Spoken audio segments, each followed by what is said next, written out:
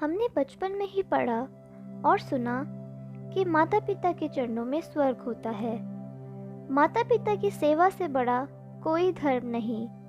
लेकिन जैसे जैसे हम बड़े होते हैं हम ये सब भूलते जाते हैं।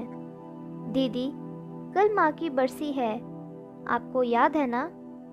उनकी आत्मा की शांति के लिए माँ की बरसी पर हमने लंगर और पूजा रखी है।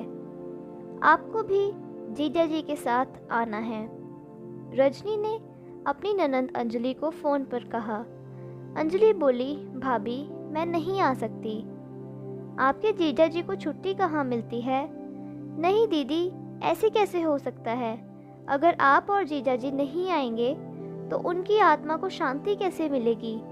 आपको और जीजा जी को तो आना ही पड़ेगा। इतना बोलते ही रजनी ने फ़ोन रख दिया। भाभी के फ़ोन के बाद अंजलि अपनी माँ की पुरानी यादों में खो गई। जब पापा की मृत्यु के समय मायके गई थी तब माँ बोली, बेटा तुम्हारे पापा मुझे अकेला छोड़कर चले गए।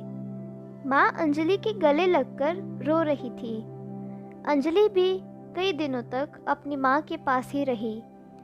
कई दिनों बाद अंजलि अपने ससुराल चली गई। ससुराल जाने के बाद ज़्यादातर फ़ोन पर बात होती, कभी कभी वीडियो कॉल पर। एक दिन अंजलि खाना खाते समय माँ से वीडियो कॉल पर बात कर रही थी तो माँ ने पूछा, आज खाने में क्या बनाया है? तो अंजलि बोली, माँ मटर पनीर के साथ पूरी बनाई है। मटर पनीर और पूरी का सुनते ही माँ बोली, बहुत बढ़िया, मटर पनीर के साथ पूरी तो बहुत स्वाद लगती है। माँ को देखकर अंजलि बोली, माँ आपको खाने का मन हो रहा है तो भाभी को बोलो, भाभी बना कर दे देगी। तभी माँ बोली, नहीं मैं तो ऐसे ही बोल रही थी। तुम्हारे पापा को मटर पनीर के साथ पूरी बहुत पसंद थी। तुम्हारे पापा के लिए बहुत बार बनाती थी। इतना कहते ही माँ ने फ़ोन काट दिया। पता नहीं माँ ने फ़ोन क्यों काट दिया। अंजलि अपने आप से बातें कर रही थी। बहुत बार खाने की बातचीत होने पर माँ की आंखें भर जाती थी। खाने की बात पर माँ की आंखें क्यों भर जाती है, अंजलि समझ नहीं पाई। अंजलि कुछ दिन के लिए मायके गई। शाम को अंजलि माँ के कमरे में माँ के साथ बातें कर रही थी। अंजलि का भाई माँ के कमरे में ही आ गया और बोला, चलो अंजलि, डाइनिंग टेबल पर खाना लग गया। अंजलि बोली, माँ तुम भी चलो, खाना खा लो। भाई बोला, नहीं, माँ को क्यों तकलीफ़ देनी है, माँ तो यहीं पर ही खाना खा लेगी। अंजलि तुम चलो। लेकिन भैया, माँ भी वहीं टेबल पर बैठकर खाना खा लेगी। अंजलि तुम चलो, माँ के घुटनों में दर्द होता है, इसीलिए माँ कमरे में ही खाना खा लेगी। भैया तो फिर मैं भी यहीं माँ के पास बैठकर खा लेती हूँ। हम दोनों साथ में खाना खाएंगे। शायद अंजलि समझ चुकी थी कि भैया को माँ का उनके साथ डाइनिंग टेबल पर बैठकर खाना खाना पसंद नहीं। जैसे तुम्हारी मर्ज़ी बोलकर भैया वहाँ से चले गए। कुछ टाइम में खाना कमरे में आ गया। अंजलि के लिए थाली में मटर पनीर, पूरी, 2 सब्ज़ी, रायता और पापड़, लेकिन माँ के लिए सिर्फ खिचड़ी। माँ का खाना देखकर अंजलि बोली, माँ ये क्या तुम सिर्फ खिचड़ी खाओगे? माँ कुछ नहीं बोली और अपनी प्लेट उठाई, पर माँ का ध्यान तो अंजलि के प्लेट पर ही था। ये देखकर अंजलि का मन भर आया और अंजलि ने अपने आंसू छुपाते हुए माँ के मुंह में एक पूरी का निवाला डाल दिया। माँ के मना करने के बावजूद भी अंजलि ने पूरा खाना माँ को खिलाया और खुद खिचड़ी खाई। माँ ने खाना ऐसे खाया मानो बहुत समय बाद ऐसा खाना खाया हो। अंजलि कुछ दिन मायके में रही तो अंजलि और माँ इकट्ठे ही खाना खाते। माँ के मना करने के बावजूद भी अंजलि अपना खाना ज़बरदस्ती माँ को खिला देती और खुद खिचड़ी खाती। कुछ दिन ऐसे ही चला तो अंजलि अपने भैया से बोली, भैया मैं कुछ दिनों के लिए माँ को अपने घर ले जाना चाहती हूँ। भाई बोला, अंजलि क्या तुम्हारा दिमाग खराब है?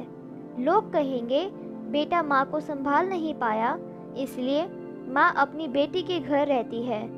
माँ बोली, अंजलि तुम्हारा भाई सही बोल रहा है।